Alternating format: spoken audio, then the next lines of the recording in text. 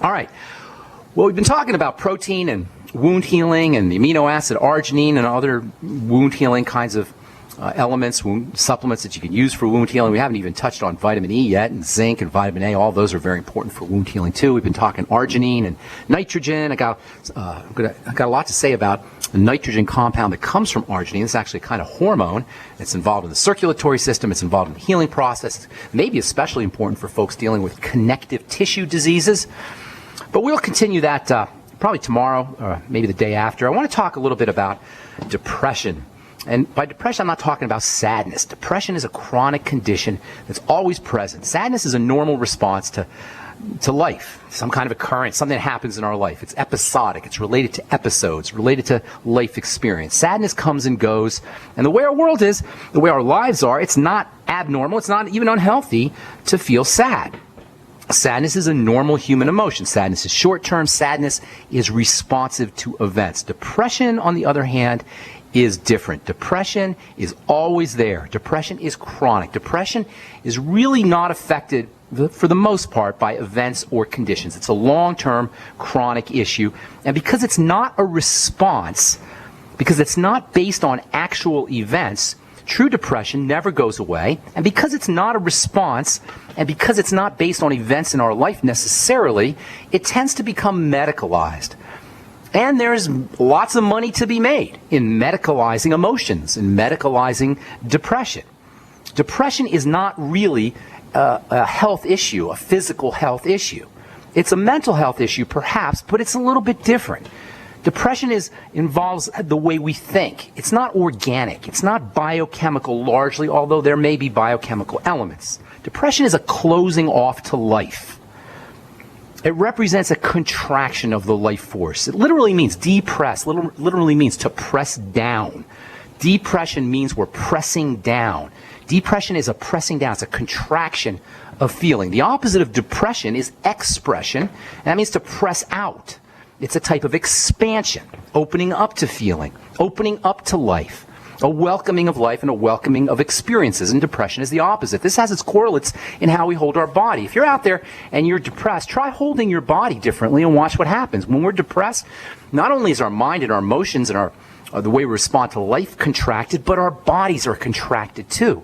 When we're depressed, our bodies are closed off. Our postures are closed off. It's very difficult to be depressed and stand tall and have your chest out and be breathing deeply and have to and be smiling. There's actually a relationship between the muscles in your face, especially the muscles in your mouth area, and how you feel emotionally. If you're really depressed out, if you're out there and you're thinking, oh man, I'm depressed, life sucks, I don't know what I'm going to do, try smiling, mechanically forcing your lips upward, and you'll notice just by forcing your lips upward, you're actually going to feel better. Why? Because there are neurotransmitters, brain chemicals that are connected to the muscles.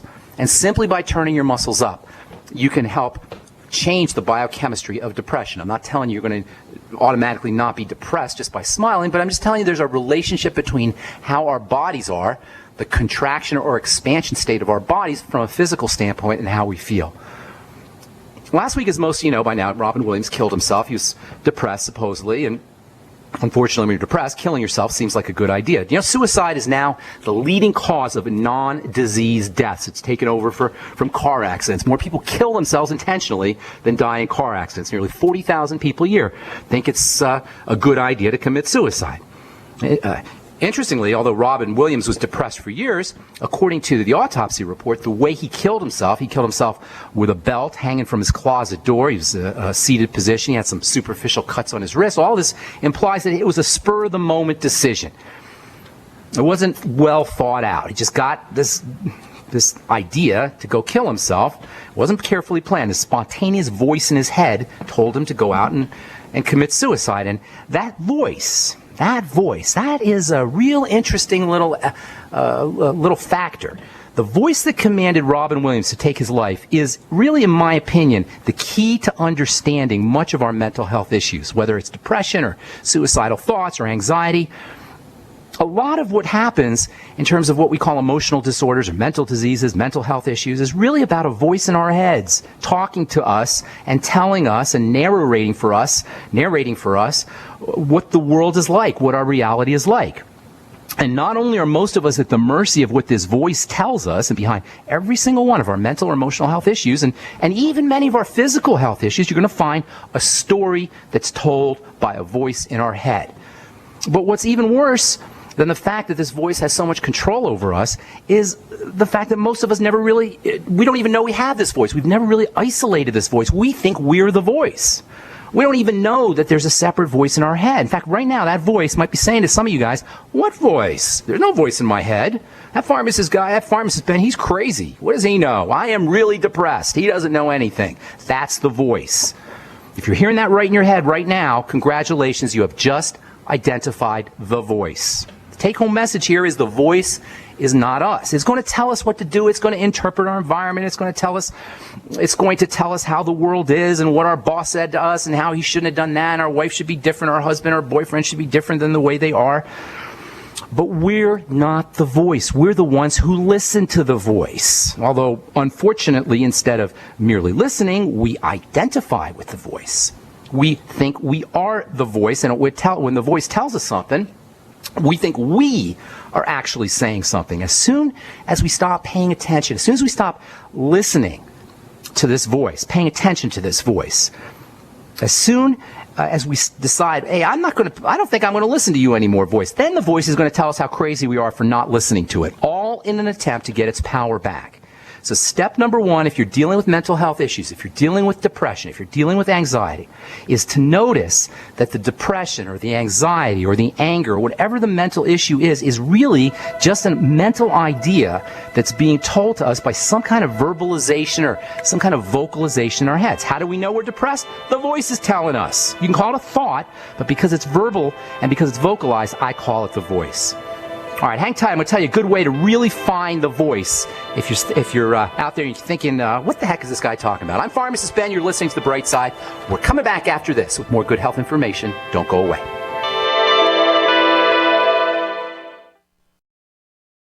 All right, so we're going to continue talking. I don't talk a lot about mental and emotional health issues on this program. This is more of a physical health program. We talk about nutrition and that kind of thing. But, a lot of folks are depressed, and there is an organic or a biochemical or a biological component to depression. But by and large, depression is a mental health issue and an emotional health issue. And one of the keys to understanding depression is to understand what I'm calling the voice. The voice is this vocalization in our heads that we tend to think is us. It's not us. It's the voice. It's separate from us. We listen to the voice. If you're looking for the voice, go pick up a newspaper or pick up a cereal box or pick up a book or look on the internet and look at a web page and read the copy. If you're like most people, you're going to find that as you're reading your cereal box, or your newspaper, your magazine, or the copy on your web page, there's going to be a vocalization that's occurring in your head. If you've ever studied speed reading, they'll tell you about this vocalization that occurs in the head. It's one of the main reasons why we don't read as much as we'd like to, and it's one of the main reasons why we read much more slowly. If you study speed reading, they tell you, don't vocalize. Why?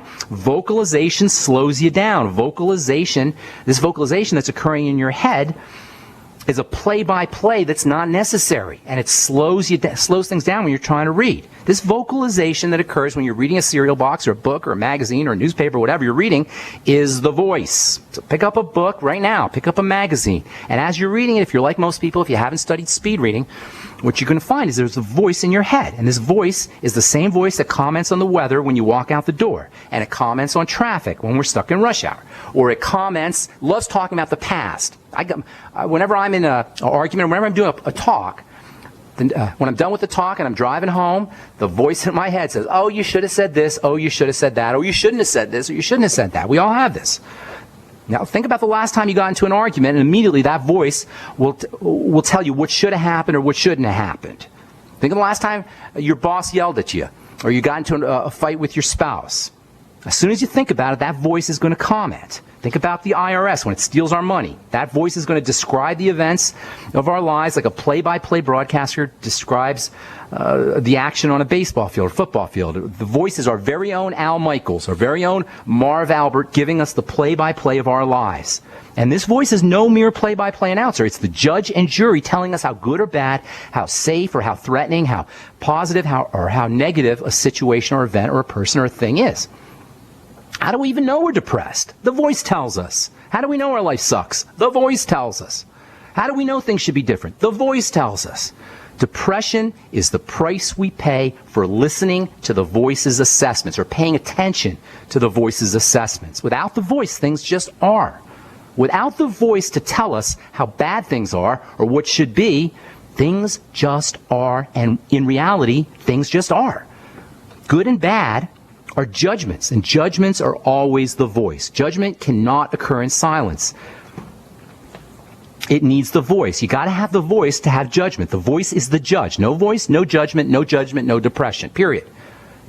No voice, no judgment, no judgment, no depression. Depression is the price we pay for allowing the voice to judge for us. It's the price we pay for thinking the voice in our head knows better than the divine force which manifests life and reality as it shows up. In the Bible, we're taught not to judge, which really means not to listen to the voice's assessments. Psalm 74. For not from the east or west, not from the wilderness, that's the home of the voice, comes lifting up, but it is God, that's the divine force, who executes judgment.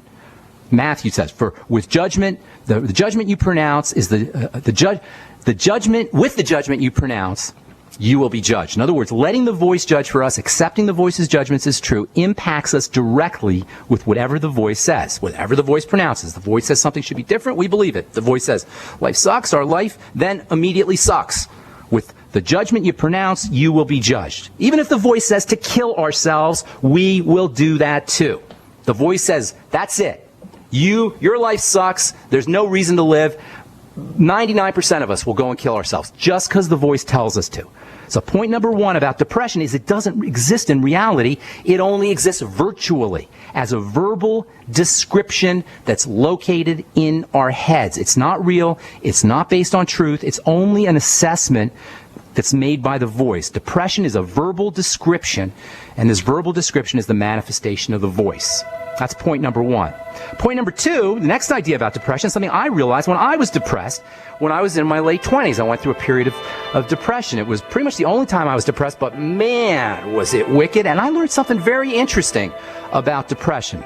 All right, hang tight. I'm Pharmacist Ben. You're listening to The Bright Side on the Genesis Communication Network. We'll be back right after this. 855-660-4261 is our number. We've got lines open for you. We want to hear from you on The Bright Side. Don't go away.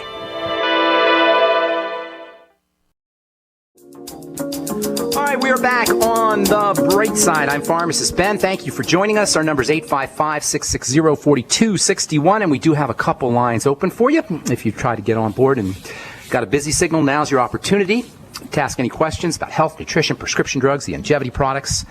If you're depressed, I'd like to hear from you. Let me know what you do for your depression. Antidepressant drugs are definitely not the answer. You know, for a long time, psychiatry, the study of mental health, was considered kind of the ugly stepchild, if that's an acceptable metaphor, of medicine. Doctors didn't really think psychiatrists really did anything because there's no way to really assess a psychiatric issue from a biochemical perspective. There's no tests for depression. There's no tests for mental health issues. There's no antibodies or for depression. There's no biochemicals in the blood that are increased or decreased when you're depressed. There's no real markers for depression. So psychiatrists just use their own opinion on depression. Psychiatry is the diagnoses that you get from a psychiatrist are based on just a psychiatrist's opinion. In fact, the literal diagnoses are based on a book called the DSM that comes out every 4 or 5 years that just lists all kinds of crazy diagnoses. Internet shopping disorder.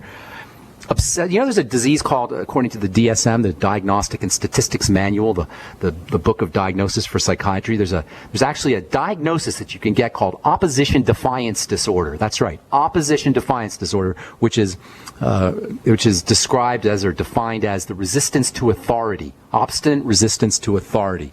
All right, you can get medicated for that. You can bill your insurance company for that. You can actually go get psychiatric treatment for being for supposedly having opposition defiance disorder, internet shopping disorder, internet surfing disorder. These are real diseases. ADHD, attention deficit disorder, which you all assume is a real health issue, didn't exist 30 years ago. It was made up. Yeah, you had kids who were distracted maybe or had learning problems, but that wasn't a disease until 20 or 30 years ago. Now it's an official disease.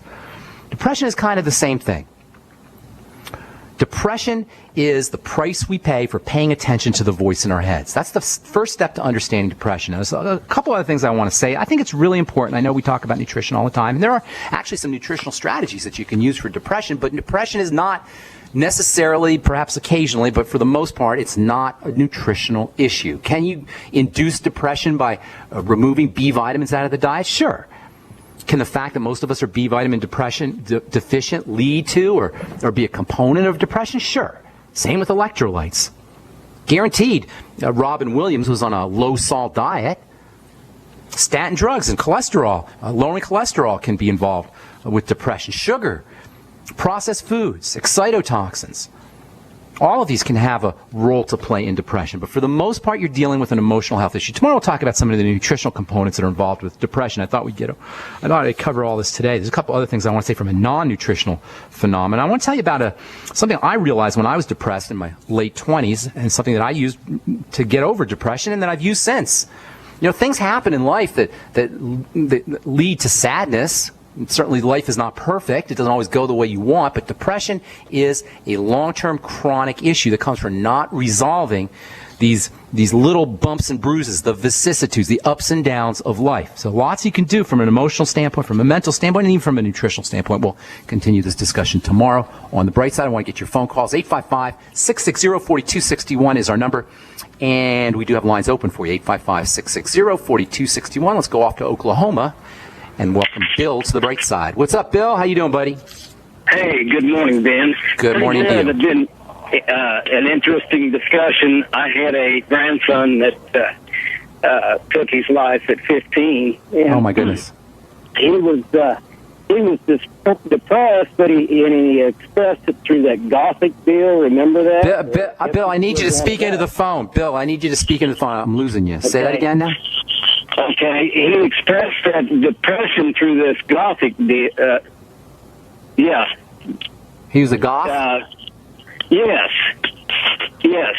I wouldn't blame I wouldn't blame that, although there seems to be an association or some kind of deification of death in the Gothic culture, but I don't know necessarily. I don't know if I blame it on that. There's all kinds of other things. That's terrible. You know, childhood suicide is actually becoming somewhat of an epidemic. Kids are committing suicide. Who knows? Maybe it does have something to do with GMOs and with nutritional deficiencies and sugar. But I think a lot of it has to do with poor coping techniques and the way our culture is kind of falling apart. So I don't know if I'd necessarily blame the goths for it. I'd like to hear what other people have to say about depression, by the way. If anybody's out there and is depressed or has overcome their own depression, 855-660-4261 is our number. How can we help you today, Bill? Diverticulitis. I know you've been over this a dozen times, but I'm suffering with it right now. And I bet you are suffering. It's miserable. It is miserable. Yeah, I know. Yeah. Okay, now is it diverticulitis or diverticulosis? They're different. Did they tell you? Itis is an infection. Yes, okay, you got the infection. Okay. I've got the infection. Okay, well that's not good. Infection. It's I've pretty much fasted. I mean, not totally fasted, but... What happens when you fast? The cramping subsides. All right, that's good. This is good. Now, hang on, Bill. Hang on, work with me here, okay? So you fast and the cramping subsides, and then you start eating again, the cramping comes back. Is that correct? Anytime I have to have a bowel movement, just before I called you, I had my first pain-free bowel movement. Very good. Did you eat? Friday. Did you eat? Not eat? This is all great information. You're gonna heal yourself with this thing. You've got great information, great data here. So did you? Okay. So you had a pain-free bowel movement just before you got on the phone. First one since Friday. So what did you do differently between Friday and today? Did you not eat? Did you eat differently? Did you have some kind of food? Did you not have some kind of food? What did you do different? That's the key. Okay. You don't need to tell me necessarily, but you see where we're going. Okay. You're going to heal yourself of this thing. You're not going to need a doctor. Okay. You're not going to need me. You got some wonderful data to work with. Diverticulitis, just for the listeners, the diverticula are little pockets in the intestine diverticula kind of divert the food as it passes through the intestine, and hence the term diverticula. It means to divert the food. There's these little pockets that the food kind of passes through. The intestines contain lots of these little pockets. It increases the surface area of the intestine and makes it easier to absorb nutrients. In any case, diverticulosis and diverticulitis involve defects or inflammation or problems with these little pockets, and there ain't nothing that can cause a problem in those little pockets except for food. Food. Now, I should add, in addition to food, problems with good bacteria in the gut can also be involved. Of course, that's also a food issue to a large extent. So number one, for diverticulosis or diverticulitis, itis is when it's infected and inflamed. For diverticulitis or diverticulosis is focus on foods. Bill, you got some great information. All you got to do is figure out what you did differently when you had a pain-free bowel movement, and that's going to be some major information for you. And then if I were you, I would fast again and then start eating again and keep doing this fasting and then start eating. And when you return to food after a fast, use a different kind of food and try to eat simply. The most likely suspects are going to be grains and processed flours of all kinds, not just gluten, grains and processed flours of all kinds, even gluten-free. That's the number one problem. Number two, it could be nuts or legumes or beans. Number three, it could be dairy, and sometimes it could be eggs. And by the way, peanuts are a type of legume, and sometimes people have peanut problems. Dairy can be a problem. Eggs can be a problem. And then also occasionally high-protein foods like meats and seafood can also be a problem. Get yourself on probiotics. Do it today, Bill. Don't waste a moment. Call 866-735-2470. Tell them you want the Biolumin Nightly Essence. I wouldn't wait a minute before I was getting on that. Hang tight. There's a couple more things I want to tell you. Don't go away, Bill. And if you're on hold, you too, hang tight. We'll get back to you as well when we come back on The Bright Side. I'm Pharmacist Ben. We'll be back after this. To boot. Okay, Bill in Oklahoma, diverticulitis. You there, Bill? Yes, I am. Okay, I'm going to go a little bit quickly here. Just for the listeners, diverticula are little pockets that form in the intestine. They're related to eating the wrong kinds of foods. I assume you've been constipated for a long time. Is that correct, Bill? Having problems with the bowel movements here for a while? Yes? No? Do we have Bill?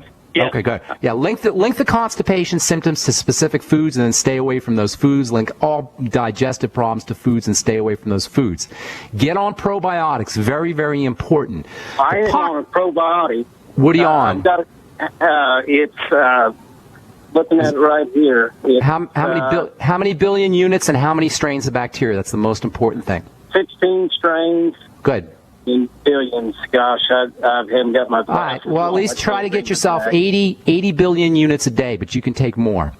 So that's good. So stay on the probiotics, and wouldn't hurt you to eat some fermented foods. Cabbage is especially effective. Fermented cabbage, sauerkraut is great for the digestive system. Soups and liquids are also important. For a long time, they used to tell you high fiber foods, and certainly you want to make sure you're getting enough fiber, but you don't necessarily need to go crazy on the fiber.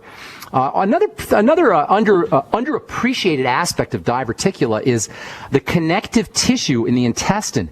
You know, we've been talking about connective tissue diseases and fibrosis and how connective tissue breaks down. Well, the intestines have lots of connective tissue under the surface, and when you got pockets that are forming, some of that can be related to a weakness in the connective tissue, and that's a sign that the body's starting to break down.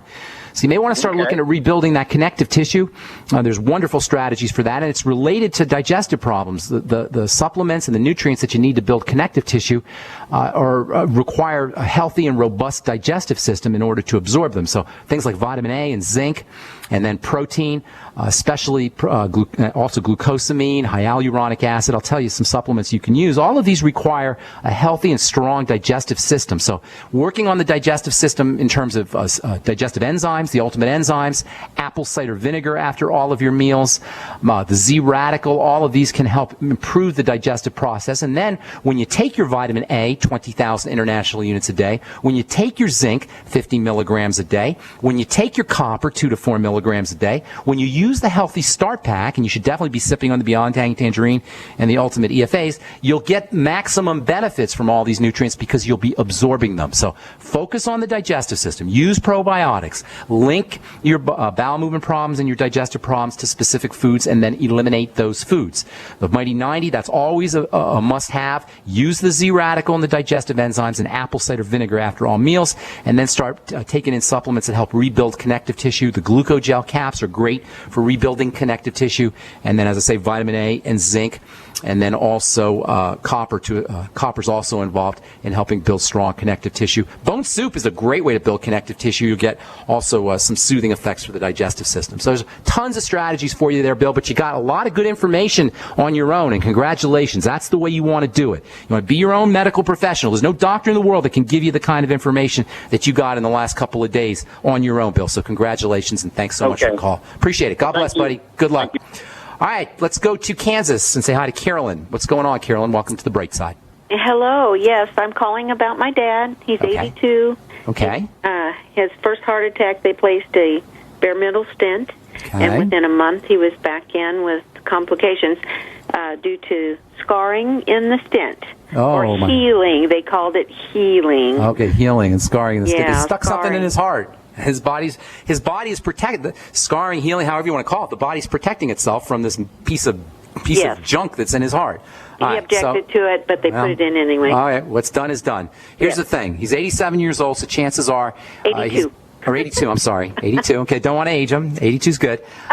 He's 82 years young. There's lots he could do. All right, number one, we want to start rebuilding his body. The most likely suspect when it comes to heart problems is insulin and blood sugar. So even if he has not been diagnosed as a diabetic, treat him as such, which means reducing any foods that mess up his blood sugar or his insulin.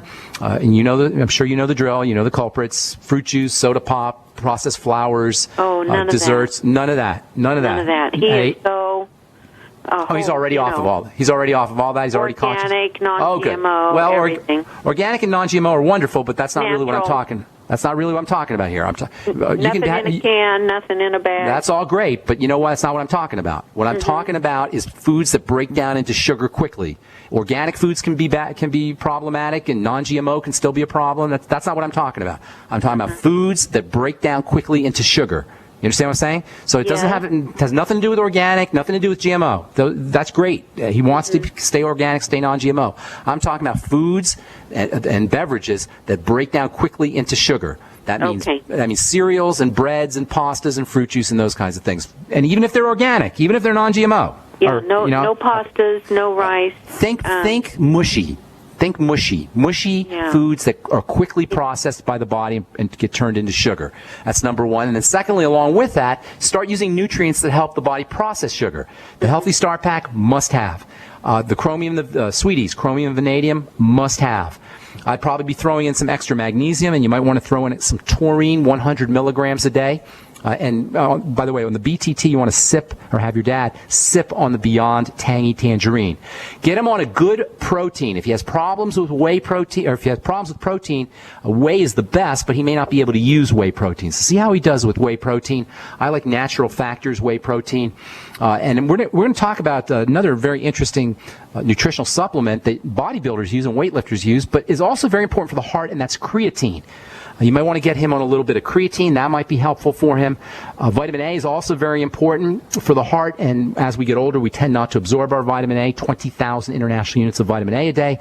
Vitamin E is ridiculously important for the heart, 400 international units a day of vitamin E, along with vitamin E's cousin, which is coenzyme Q10, and I would be using the oil-soluble version of coenzyme Q10. It comes in a little gel cap, around 100 to 200 milligrams of coenzyme Q10 a day. Along with that, you might want to consider some carnitine, maybe a gram or so of carnitine a day, very important for the heart. You might want to also get a book by Dr. Stephen Sinatra called, oh gosh, you know what? I forgot the name of the book, but as I'm thinking here, I forgot the name of the book, but it's Dr. Stephen Sinatra, and it's got a bunch of great ideas for folks with heart disease. He likes something called ribose, which I don't necessarily consider that super important, but he likes to talk about ribose, carnitine, which I just mentioned, magnesium, also very important for the heart, and then there's one other thing that he talks about in addition to carnitine and magnesium, coenzyme Q10. So all of the things I just told you, plus maybe get the book. look, and then also focus on the digestive system as well.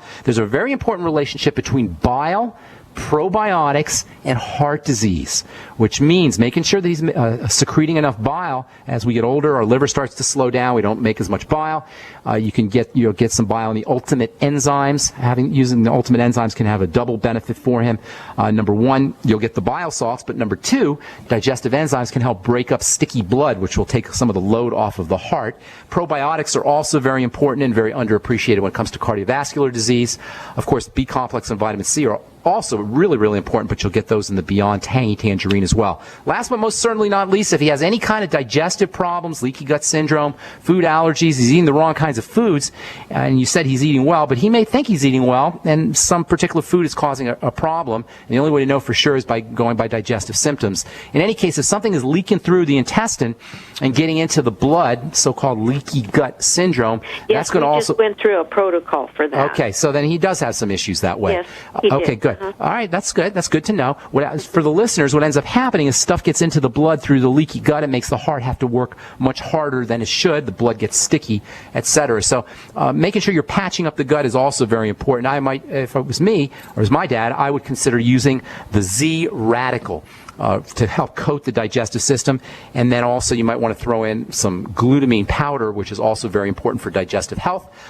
Maybe a gram or 2 grams of Z Radical, and just as an all-around supplement for older folks, really for everybody, but for older folks, arginine, which we've been talking about for now a week or a couple weeks anyway. Arginine, anywhere from 1 to 2 up to 5 grams a day of arginine, also wonderful for the heart too. All right, that's all the time we have for today, Carolyn. Thanks so much for calling, appreciate it. And if we left you on hold, I apologize for that. If you want to join the Brightside Ben team, 866-735-2470 is the Brightside Ben phone team number, 866-735-2470, or you can head over to brightsideben.com and click on the Join the Team link. I'm looking for 1 to 2 business builders. If that's you, give us a call, 866-735-2470, or click on the Join the Team link at brightsideben.com. Tomorrow we'll continue talking about depression and some non-nutritional strategies you can use. I'm Pharmacist Ben. You've been listening to The Bright Side. Take care, everybody. Have a wonderful, beautiful day. Bye-bye for now.